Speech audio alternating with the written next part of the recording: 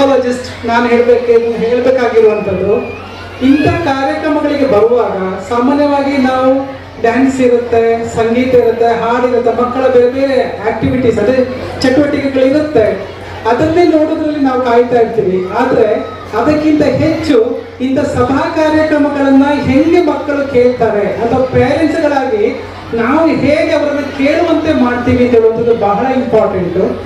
ಯಾಕೆಂತಂದ್ರೆ ನಮ್ಮ mirror neurons ಅಂತ ನಮ್ಮ ಹತ್ರ ನ್ಯೂರಾನ್ಸ್ ಇರುತ್ತೆ. ಈ ನ್ಯೂರಾನ್ಸ್ ಹೆಂಗೆ ಒಂದು ರೋಲ್ ಮಾಡೆಲ್ ಆಗಿ ಯಾರನ್ನ ತೆಕ್ಕೊಳ್ಳುತ್ತೆ, ಯಾಕೆ ತೆಕ್ಕೊಳ್ಳುತ್ತೆ, ಹೇಗೆ ತೆಕ್ಕೊಳ್ಳುತ್ತೆ ಅಂತ ಹೇಳುವಂಥದ್ದು ಆ ವ್ಯಕ್ತಿಗಳು ಯಾವ ಥರ ಆ ಮಕ್ಕಳ ವ್ಯಕ್ತಿಗಳನ್ನು ನೋಡ್ತಾರೆ ಅಂತ ಹೇಳೋದ್ರಲ್ಲಿ ನಿಂತಿರುತ್ತೆ.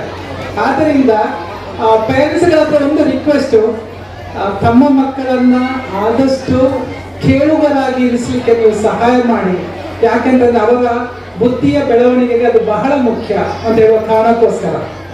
ಸೊ ಆಸ್ ಎ ಸೈಕಾಲಜಿಸ್ಟ್ ನಾನು ಕಳೆದ 16 ವರ್ಷಗಳಿಂದ ಇಂಡಿಯಾ ಮಾತ್ರ ಅಲ್ಲ ಹೊರಗಡೆನೂ ಹೋಗಿ ನಾನು ಒಂದಿಷ್ಟು ಕಾರ್ಯಕ್ರಮಗಳನ್ನು ಅಂದರೆ ಸ್ಪಿರಿಚುವಲ್ ಸೈಕಾಲಜಿಯ ಬಗ್ಗೆ ಇಂಡಿಯಾ ಅಲ್ಲದೆ ಬೇರೆ ಕಂಟ್ರೀಸ್ಗಳಲ್ಲೂ ನಾನು ಹೋಗಿ ಕಾರ್ಯಕ್ರಮಗಳನ್ನು ಮಾಡ್ತಾ ಇದ್ದೀನಿ.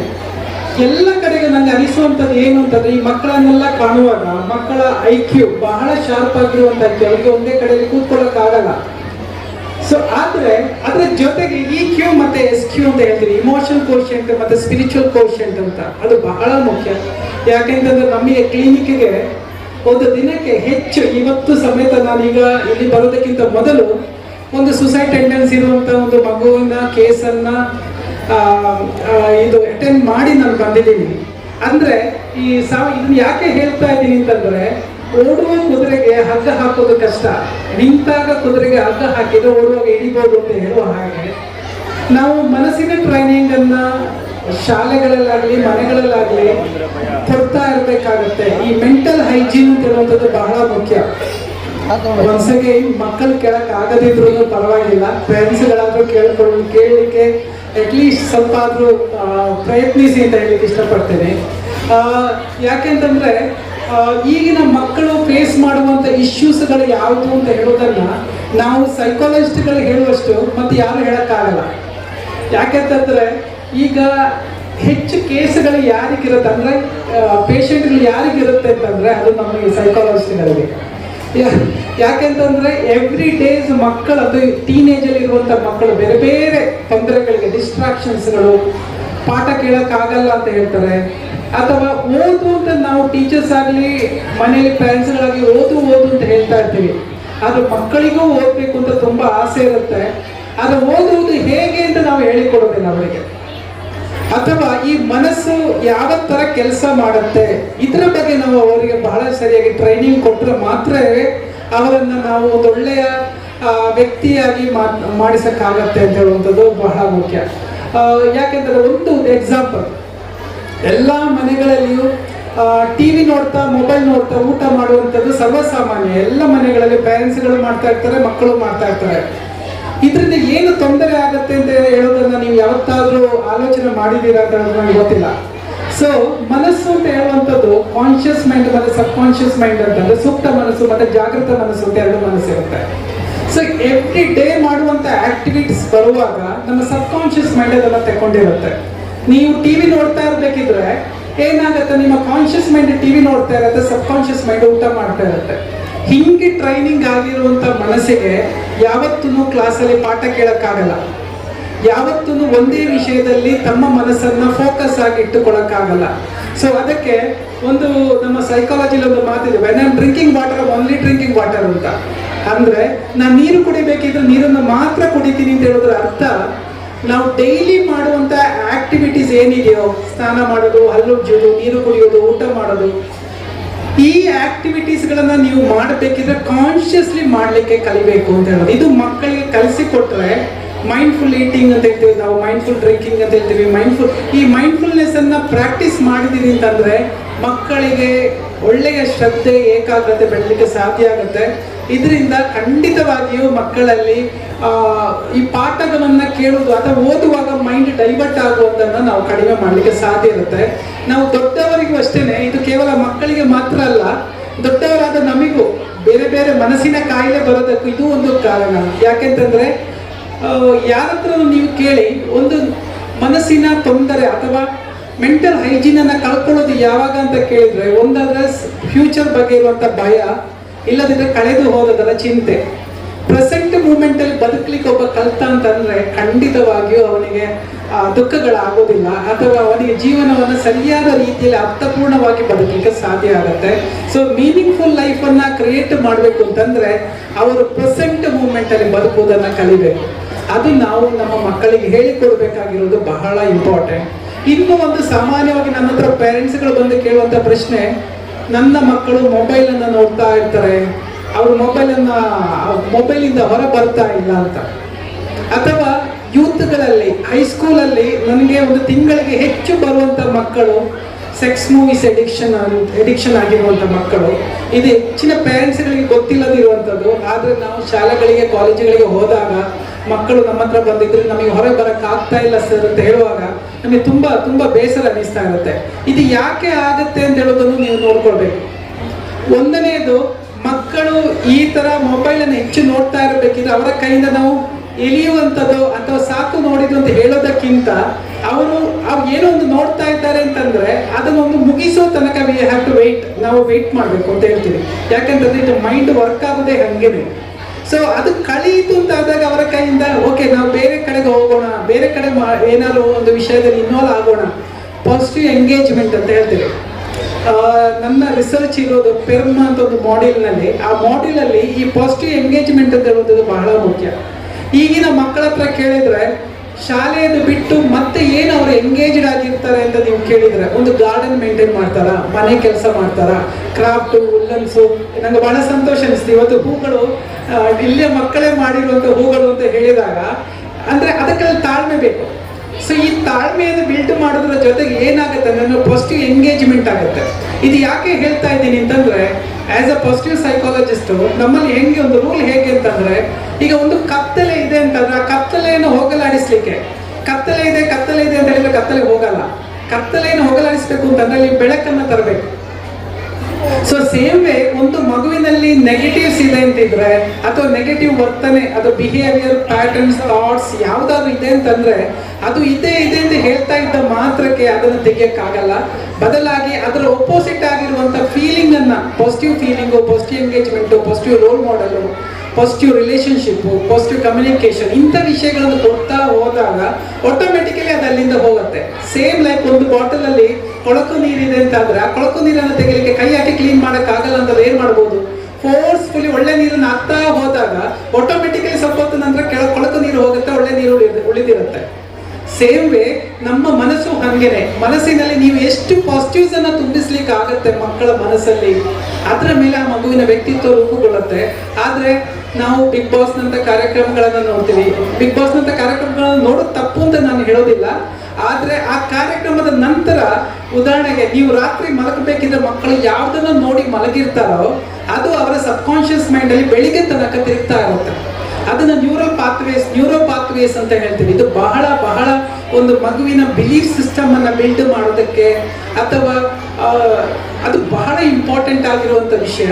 ಸೊ ಆದ್ದರಿಂದ ಆ ಬಿಲೀಫ್ ಸಿಸ್ಟಮ್ ಪಾಸಿಟಿವ್ ಆಗ್ಬೇಕು ಅಂತಂದ್ರೆ ರಾತ್ರಿ ಇಂಥ ಕಾರ್ಯಕ್ರಮಗಳನ್ನು ನೋಡಿದ್ದಾರೆ ಅಂತಂದ್ರೆ ಅದರ ನಂತರ ಆ ಮಕ್ಕಳಿಗೆ ಬೇರೆ ಏನಾದ್ರು ಮೈಂಡ್ ಪಾಸಿಟಿವ್ ಆಗಿ ಟೆಡೆಕ್ಸ್ ಟಾಕ್ಗಳನ್ನ, ಈಗ ನಮ್ಗೆ ಗೊತ್ತಿಲ್ಲ ಎಷ್ಟು ಮಕ್ಕಳು ಟೆಡೆಕ್ಸ್ ಟಾಕ್ಗಳನ್ನ ಕೇಳ್ತಾ ಇರ್ತಾರೆ ಅಂತ. ಯಾರಾದ್ರೂ ಇದ್ದೀರಾ ಟೆಡೆಕ್ಸ್ ಟಾಕ್ ಕೇಳುವವರು? ದೊಡ್ಡವರಾದ್ರು ಚಿಕ್ಕವರಾದ್ರು ಒಬ್ಬರೇ ಇದ್ದಾರೆ. ಸೊ ನೋಡಿ, ಸೊ ಇಂಥ ಟಾಕ್ಗಳನ್ನ ನೀವು ಎಷ್ಟು ಕೇಳ್ತೀರಿ, ಇದು ನಿಮ್ಮಲ್ಲಿ ನೀವು ಪಾಸಿಟಿವ್ಸ್ ಅನ್ನ ತುಂಬಿಸ್ಲಿಕ್ಕಿರುವಂತ ಬೇರೆ ಮಾರ್ಗಗಳು. ದಟ್ ಈಸ್ ವೆರಿ ಇಂಪಾರ್ಟೆಂಟ್ ಆಗಿದೆ. ಸೊ ಸಾಮಾನ್ಯವಾಗಿ ಈ ಇಂಥ ಪ್ಯಾಟರ್ನ್ಸ್ ಗಳನ್ನ ಬಿಲ್ಡ್ ಮಾಡ್ಲಿಕ್ಕೆ ನಾವು ಎಷ್ಟು ಒತ್ತು ಕೊಡ್ತೀವಿ. ಈಗ ಒಂದು ರೂಲ್ ಇದೆ. ಇನ್ನೊಂದು ಸಾಮಾನ್ಯವಾಗಿ ಚಿಕ್ಕ ಮಕ್ಕಳು ಯಾವ್ದಾದ್ರು ಫ್ರೆಂಡ್ಸ್ ಮಾತಾಡೋದಿಲ್ಲ ಅಂತ ಹೇಳುವ ಕಾರಣಕ್ಕೋಸ್ಕರ ಶಾಲೆಗೆ ಹೋಗೋದು ಕಮ್ಮಿ ಅಥವಾ ಶಾಲೆಗೆ ಹೋಗಿ ಇಂಟ್ರೆಸ್ಟ್ ಕಮ್ಮಿ ಮಾಡುವಂಥದ್ದು ಇಂಥದ್ದು. ಅಂದ್ರೆ ಫೀಲಿಂಗ್ಸ್ಗೆ ಎಲ್ಲಿಯೋ ಒಂದು ಕಡೆಯಲ್ಲಿ ಸರಿಯಾದ ವಿಷಯದಲ್ಲಿ ಫೀಲಿಂಗ್ಸ್ ಸೇರಿಸಲಿಕ್ಕೆ ಬರದಿರುವಂತ ಒಂದು ತೊಂದರೆಯನ್ನು ನಾವು ಕಾಣ್ತಾ ಇರ್ತೀವಿ. ಇದು ನಮಗೆ ಹೆಚ್ಚು ನಮ್ಮ ಕ್ಲಿನಿಕಲ್ಲಿ ಕಾಣುವಂತಹ ವಿಷಯಗಳು. ಸೊ ಇದು ಯಾಕಾಗತ್ತೆ ಅಂತಂದ್ರೆ ನಾವು ಪಾಸಿಟಿವ್ ವಿಷಯಗಳಿಗೆ ಫೀಲಿಂಗ್ ಅನ್ನ ಸೇರಿಸಕ್ಕೆ ಗೊತ್ತಿರಲ್ಲ, ನೆಗೆಟಿವ್ ವಿಷಯಗಳಿಗೆ ಫೀಲಿಂಗ್ ಸೇರಿಸ್ತಾ ಇರ್ತೀವಿ. ಉದಾಹರಣೆಗೆ ಈಗ ಭಗವದ್ಗೀತೆ ಚಾಪ್ಟರ್ ನಂಬರ್ 10ರಲ್ಲಿ ವಿಭೂತಿ ಯೋಗ ಎಷ್ಟು ಜನ ಓದ್ತೀವಿ ಅಂತ ಗೊತ್ತಿಲ್ಲ. SQ ಲೆವೆಲ್ ಅಂತ ಸ್ಪಿರಿಚುವಲ್ ಕೋಶಂಟ್ ಲೆವೆಲ್ ಅನ್ನು ಬಿಲ್ಡ್ ಮಾಡಕ್ಕೆ ಅದು ಬಹಳ ಮುಖ್ಯವಾದದ್ದು. ಈಗ ಇಲ್ಲಿ ಕೂತವರಲ್ಲಿ ಕೆಲವರು ಕೇಳ್ತಾ ಇದ್ದೀರಿ ನಾನು ಮಾತಾಡೋದನ್ನ, ಕೆಲವರು ಕೇಳೋ ತರ ನಟಿಸ್ತಾ ಇರ್ತೀವಿ. ಹೇಗೂ ನೀವು ಅರ್ಧ ಗಂಟೆ ಅಥವಾ 1 ಗಂಟೆಯಲ್ಲಿ ಕೂತ್ಕೊಳ್ಳೇಬೇಕು ನಿಮ್ಮ ಮಕ್ಕಳ ಪ್ರೋಗ್ರಾಮ್ ನೋಡ್ಬೇಕು ಅಂತಂದ್ರೆ. ಆದ್ರೆ ಅಷ್ಟು ಸಮಯ ಸುಮ್ಮನೆ ಕೂತು ನಮ್ಮ ಬ್ರೈನಿಗೆ ಅಥವಾ ನಮ್ಮ ಮೈಂಡಿಗೆ ಏನು ವಿಷಯ ಕೊಡದೆ ಸುಮ್ಮನೆ ಇರುವುದಕ್ಕಿಂತ ಏನು ಹೇಳ್ತಾರೆ ಅಂತ ಕೇಳಲಿಕ್ಕೆ ನೋಡುವಂತ ಒಂದು ಆಟಿಟ್ಯೂಡ್, ದಟ್ ಈಸ್ ಆ ಮನೋಭಾವ ಬಹಳ ಮುಖ್ಯ. ಇದನ್ನ ಭಗವದ್ಗೀತೆಯ ವಿಷಯದಲ್ಲಿ ಹೇಳ್ತಿದ್ರ, ಹೈಯರ್ ಸೆಲ್ಫ್ ಅನ್ನ ಆಕ್ಟಿವ್ ಮಾಡಿಟ್ಟುಕೊಳ್ಬೇಕು ಅಂತ. ಎಲ್ಲರ ಹತ್ರ ಲೋವರ್ ಸೆಲ್ಫ್ ಇದೆ, ಹೈಯರ್ ಸೆಲ್ಫ್ ಇದೆ. ಈಗ ಆಸ್ ಎ ಸ್ಪೀಕರ್ ನಾನಿಲ್ಲಿ ನಿಂತುಕೊಂಡು ಏನೋ ಒಂದು ಮಾತಾಡಿದ್ರೆ ಯಾರು ಕೇಳುಗರಿಲ್ಲ ಅಂತ ಹೇಳ್ತಾ ಹೋಗ್ಬೋದು, ಅಥವಾ ನನ್ನ ಬೆಸ್ಟ್ ಕೊಟ್ಟು ಹೋಗ್ಲಿಕ್ಕೆ ನೋಡ್ಬೋದು. ಸೊ ನೀವು ಹಾಗೇನೆ ನಿಮ್ಮ ಮಕ್ಕಳನ್ನ ಕೂತ್ಕೊಳಿಸಿ ಬೆಸ್ಟ್ ಅಲ್ಲಿ ಕೇಳಿಸ್ಕೊಳ್ಬಹುದು. ಉದಾಹರಣೆಗೆ ಕಾರ್ಯಕ್ರಮ ಸ್ಟಾರ್ಟ್ ಆಗ್ಬೇಕಿದ್ರೆ ಒಂದಿಷ್ಟು ಜನ ಮೊಬೈಲ್ ಅಲ್ಲಿ ರೆಕಾರ್ಡ್ ಮಾಡ್ಲಿಕ್ಕೆ ಮಾಡ್ತಾ ಇದ್ರು. ಸೊ ನಾನು ಹೇಳುವಂಥದ್ದು ಇದೆ, ಎಲ್ಲಾ ಕಡೆಯಲ್ಲಿ ನಾನು ಕಾಣುವಂತ ಒಂದು ವಿಷಯ, ನೀವು ರೆಕಾರ್ಡ್ ಅಲ್ಲಿ ಬ್ಯುಸಿ ಆದಾಗ ನೀವು ಅದನ್ನು ಎಂಜಾಯ್ ಮಾಡಕ್ಕಾಗಲ್ಲ. ಸೊ ಆ ರೆಕಾರ್ಡ್ ಮಾಡೋರು ಇರ್ತಾರೆ, ಖಂಡಿತವಾಗಿ ಅದು ಸಿಕ್ಕೇ ಸಿಗುತ್ತೆ. ನೀವು ಈಗ ಪ್ರೆಸೆಂಟ್ ಮೂಮೆಂಟ್ ಅಲ್ಲಿ ಬದುಕಿ ನಿಮ್ಮ ಬೆಸ್ಟ್ ನೋಡುಗರಾಗಿರಿ. ಆ ಮಕ್ಕಳಿಗೆ ಈಗ ಮೊಬೈಲ್ ರೆಕಾರ್ಡ್ಗಳೆಲ್ಲ ಬೇಕಾದದ್ದು, ನೋಡುಗರು ಬೇಕಾಗಿದ್ದಾರೆ, ಅವರಿಗೆ ಪ್ರೋತ್ಸಾಹ ಕೊಡುವವರು ಬೇಕಾಗಿದ್ದಾರೆ. ಸೊ ಅದಕ್ಕೆ ನೀವು ಎಷ್ಟು ಫೋಕಸ್ ಕೊಡ್ತೀರಿ ಅಂತ ಹೇಳುವಂಥದ್ದು ಇಂಪಾರ್ಟೆಂಟ್. ಸೊ ಅದರಿಂದ ಈ ಹೈಯರ್ ಸೆಲ್ಫ್ ಬದುಕಲಿಕ್ಕೆ, ಸೊ ಆಸ್ ಎ ಪೇರೆಂಟ್ ಆಗಿ ನೀವು ನಿಮ್ಮ ಮಕ್ಕಳಿಗೆ ಒಳ್ಳೆ ತಾಯಿ ಆಗಿದ್ದೀರಾ, ಒಳ್ಳೆ ತಂದೆ ಆಗಿದ್ದೀರಾ, ಮಕ್ಕಳು ನಿಮಗೆ ಒಂದು ಒಳ್ಳೆ ವಿದ್ಯಾರ್ಥಿ ಅಂದ್ರೆ ಒಳ್ಳೆ ಮಕ್ಕಳಾಗಿದ್ದಾರೆ ಅಥವಾ ಒಳ್ಳೆ ವಿದ್ಯಾರ್ಥಿಗಳಾಗಿದ್ದಾರೆ, ಈ ಡ್ಯೂಟೀಸ್ಗಳ ಬಗ್ಗೆ ಕ್ಲಾರಿಟಿ ಇರುವಂಥದ್ದು ಬಹಳ ಮುಖ್ಯ. ಸೊ ಒಂದು ಸಲ ನೀವು ಅದನ್ನು ಕಲ್ತಿದ್ದೀರಿ ಅಂತಂದ್ರೆ ನಿಮ್ಮನ್ನ ತಿದ್ದಕ್ಕೋ ನಿಮಗೆ ಹೇಳಕ್ಕೋ ಇನ್ನೊಬ್ಬರು ಬೇಕಾಗಿಲ್ಲ, ನಿಮಗೆ ನೀವೇ ಶಿಸ್ತನ್ನು ತರಲಿಕ್ಕೆ ಸಾಧ್ಯ ಆಗುತ್ತೆ. ಸೊ ಈ ತರ ಸಕಾರಾತ್ಮಕ ಮನೋವಿಜ್ಞಾನ ಅಂದ್ರೆ ಪಾಸಿಟಿವ್ ಸೈಕಾಲಜಿಯನ್ನ ತಮ್ಮ ಲೈಫಲ್ಲಿ ತರುವಂಥದ್ದು ಬಹಳ ಇಂಪಾರ್ಟೆಂಟ್ ಅಂತ ಹೇಳಕ್ಕೆ ಇಷ್ಟಪಡ್ತೀನಿ. ಇನ್ನೊಂದು ಇಂಪಾರ್ಟೆಂಟ್ ವಿಷಯವನ್ನು ಹೇಳಕ್ಕೆ, ಮೇ ಬಿ ಸಮಯ ನನಗೆ ಗೊತ್ತಿಲ್ಲ ಎಷ್ಟೊತ್ತು ಸಮಯ ಇರುತ್ತೆ ಅಂತ. ಸೊ ಆದ್ರೆ ಒಂದು ರೂಲನ್ನ, ಒಂದು ಟೆಕ್ನಿಕ್ಸ್ ಅನ್ನ ಹೇಳಿ ಮೇ ಬಿ ಇನ್ನೊಂದ್ಸಲ ಪೇರೆಂಟ್ಸ್ಗಳು, ಯಾವತ್ತು ಪೇರೆಂಟ್ಸ್ಗಳು ಮಾತ್ರ ಸಿಗ್ತಿದ್ರೆ ಖಂಡಿತವಾಗಿಯೂ ನಾನು ಬಂದು ಈ ಪಾಸಿಟಿವ್ ಪೇರೆಂಟಿಂಗ್ ಹೆಂಗೆ ಮಕ್ಕಳನ್ನ ನಾವು ಬೆಳೆಸ್ಬೋದು ಅಂತ ಹೇಳೋದು ಬಹಳ ಇಂಪಾರ್ಟೆಂಟು. ಯಾಕೆಂತಂದ್ರೆ ಸಾಮಾನ್ಯವಾಗಿ ನಾನೊಂದು ಎಲ್ಲ ಕಡೆ ಹೇಳ್ತಾ ಇರ್ತೇನೆ, ಒಂದು ಈ ಪ್ರಾಣಿಗಳು ಅದರ ಮರಿಗಳು ದೊಡ್ಡದಾದಾಗ ಅದರ ತಾಯಿ ಅದರ ತಂದೆ ಅದ್ರ ಜೊತೆಗಿರಲ್ಲ, ಅದು ಬಿಟ್ಟು ಹೋಗುತ್ತೆ. ಮನುಷ್ಯರು ಮಾತ್ರ ಮಕ್ಕಳು ದೊಡ್ಡದಾದ್ರೂ ಅವರ ಜೊತೆಗೆ ಇರ್ತಾರೆ. ಯಾಕೆಂತಂದ್ರೆ ನಮ್ಮ ಬುದ್ಧಿ ಬೆಳೀತಾ ಹೋಗ್ಬೇಕು ದಿನದಿಂದ ದಿನಕ್ಕೆ. ಸೊ ಹಾಗಿರುವಾಗ ನಮ್ಮ ಮಕ್ಕಳಕ್ಕಿಂತ ಬುದ್ಧಿ ನಮ್ದು ಬೆಳೆದಿದ್ರೆ ಅವ್ರಿಗೆ ಗೈಡ್ ಮಾಡಕ್ಕೆ ನಾವು ಇರಲೇಬೇಕಾಗುತ್ತೆ. ಸೊ ಆ ಕಾರಣಕ್ಕೋಸ್ಕರ ಪೇರೆಂಟ್ಸ್ ಅಂತ ಹೇಳೋದು ಕೇವಲ ಶರೀರಕ್ಕೆ ಊಟ ಕೊಡೋದು ಮಾತ್ರ ಅಲ್ಲ, ಮನಸ್ಸಿಗೆ ಊಟ ಕೊಟ್ಟದ್ದು ಬುದ್ಧಿಯಾಗಿ ಪರಿವರ್ತನೆ ಮಾಡೋದು ಬಹಳ ಮುಖ್ಯ. ಹಾಗೇನೆ ಮನಸ್ಸಿನ ಆರೋಗ್ಯವನ್ನ ಕಾಪಾಡಿಕೊಳ್ಬೇಕಾದದ್ದು ಬಹಳ ಮುಖ್ಯ. ಯಾಕೆಂತಂದ್ರೆ ಒಂದು ಫನ್ನಿಗೆ ನಾನು ಹೇಳ್ತೀನಿ, ಕಿಡ್ನಿ ಫೇಲ್ಯೂರ್ ಆದ್ರೆ ಬೇರೆಯವರ ಕಿಡ್ನಿಯನ್ನಾದ್ರೂ ಇಡ್ಬೋದು, ಮನಸ್ಸು ಹಾಳಾದ್ರೆ ಇನ್ನೊಬ್ಬರ ಮನಸ್ಸನ್ನು ತಂದಿಡಕ್ಕಾಗಲ್ಲ. ಸೊ ಆದ್ದರಿಂದ ಇರುವ ಮನಸ್ಸನ್ನ ಬಹಳ ಚೆನ್ನಾಗಿ ಇಟ್ಟುಕೊಳ್ಳಿಕ್ಕೆ ನಾವು ಡೈಲಿ ಲೈಫ್ನಲ್ಲಿ ಏನು ಮಾಡ್ಬೋದು ಅಂತ ಹೇಳುವಂಥದ್ದು ಬಹಳ ಇಂಪಾರ್ಟೆಂಟ್. ಅದ್ರಲ್ಲಿ ಒಂದು ಸಿಂಪಲ್ ಟೆಕ್ನಿಕ್ಸ್, ಎಲ್ಲರೂ ಪ್ರೇಯರ್ ಮಾಡ್ತಾರೆ ಮನೆಯಲ್ಲಿ, ಸಂಜೆ ಹೊತ್ತಿಗೆ ಪ್ರೇಯರ್ ಮಾಡ್ತಾರೆ, ಪ್ರಾರ್ಥನೆ. ಸೊ ಈ ಪ್ರೇಯರು ಹೇಗಿರಬೇಕು ಅಂತ ಹೇಳೋ ಅದು ಒಂದು ಮನೋವಿಜ್ಞಾನ, ಅಂದ್ರೆ ಅದು ಒಂದು ಸೈಕಾಲಜಿ. ಸೊ ಅದು ಮಕ್ಕಳಿಗೆ ಸರಿಯಾದ ರೀತಿಯಲ್ಲಿ ಕಲಿಸಿಕೊಡೋದು, ಮಕ್ಕಳಿಗೆ ಮಾತ್ರ ಅಂತಲ್ಲ ನಾವಾದ್ರೂ ಅಷ್ಟೇ ಅದನ್ನ ಕಲ್ತಿರ್ಬೇಕಾದ್ರೂ ಬಹಳ ಇಂಪಾರ್ಟೆಂಟ್. ಒಂದು ಟೆಕ್ನಿಕಲ್ ಆಗಿ ನಾವು ಪ್ರೇಯರ್ ಮಾಡಬಾರ್ದು. ಸಾಮಾನ್ಯವಾಗಿ ದೇವರಾದ್ರೂ ಹೋದಂತ ದೇವರೇ ಕಾಪಾಡಪ್ಪ, ಒಳ್ಳೆ ವಿದ್ಯೆ ಕೊಡು, ಬುದ್ಧಿ ಕೊಡು ಅಂತ ನಾವು ಹೇಳ್ತೀವಿ. ನಾವು ಸಾಯ್ಲಿಕ್ಕಾದ್ರೂ ವಿದ್ಯೆ ಕೊಡು, ಬುದ್ಧಿ ಕೊಡು ಅಂತ ಹೇಳ್ತಾ ಇರ್ತೀವಿ. ಇದೊಂದು ಕಾಮನ್ ಡೈಲಾಗ್ ಚಿಕ್ಕದಿಂದಲೇ ಬಂದಿರ್ತದೆ ನಮ್ಮ ಜೊತೆಗೆ. ದಯವಿಟ್ಟು ಆ ತರ ಪ್ರೇಯರ್ ಮಾಡಬೇಡಿ. ಯಾಕೆಂತಂದ್ರೆ ವಿದ್ಯೆ ಕೊಟ್ಟ ಕಾರಣ ನಾವು ಇಷ್ಟು ಕಲ್ತಿರ್ತೀವಿ, ಬುದ್ಧಿ ಕೊಟ್ಟ ಕಾರಣ ನಾವು ಮನುಷ್ಯರಾಗಿ ಹುಟ್ಟಿರ್ತೀವಿ. ಸೊ ಈಗ ನಾವು ದೇವರ ಹತ್ರ ಹಾಗಾದ್ರೆ ಪ್ರಾರ್ಥನೆ ಮಾಡ್ಬೇಕಾದ್ರೆ ಹೇಗೆ ಅಂತ ಕೇಳಿದ್ರೆ, ನಾವು ನಮ್ಮ ಜೀವನದ ರೆಸ್ಪಾನ್ಸಿಬಿಲಿಟಿಯನ್ನ ನಾವು ತಕ್ಕೊಂಡಿರ್ಬೇಕು ಅಂತ ಹೇಳೋದು ಇಂಪಾರ್ಟೆಂಟ್. ಉದಾಹರಣೆಗೆ ಇಲ್ಲಿಗ ಒಂದು ಸ್ಪೀಚ್ ಇದೆ ಅಂತ ಇಟ್ಟುಕೊಳ್ಳೋಣ, ಅಥವಾ ಒಂದು ಏಕಪಾತ್ರ ಅಭಿನಯ, ಮೋನೋಆಕ್ಟ್ ಏನೋ ಒಂದು ಆಕ್ಟಿವಿಟಿ ಇದೆ ಅಂತ ಇಟ್ಟುಕೊಳ್ಳೋಣ. ಸಾಮಾನ್ಯವಾಗಿ ಸ್ಟೇಜಿಗೆ ಬರುವಾಗಲೇ ಮಗು ಹೇಳುತ್ತೆ, ದೇವರೇ ಚೆನ್ನಾಗಿ ಮಾಡಿಸಿ ನಮ್ಮಿಂದ ಕಾರ್ಯಕ್ರಮ. ಹಂಗೆ ದೇವರ ಮೇಲೆ ಭಾರ ಹಾಕಬಾರ್ದು.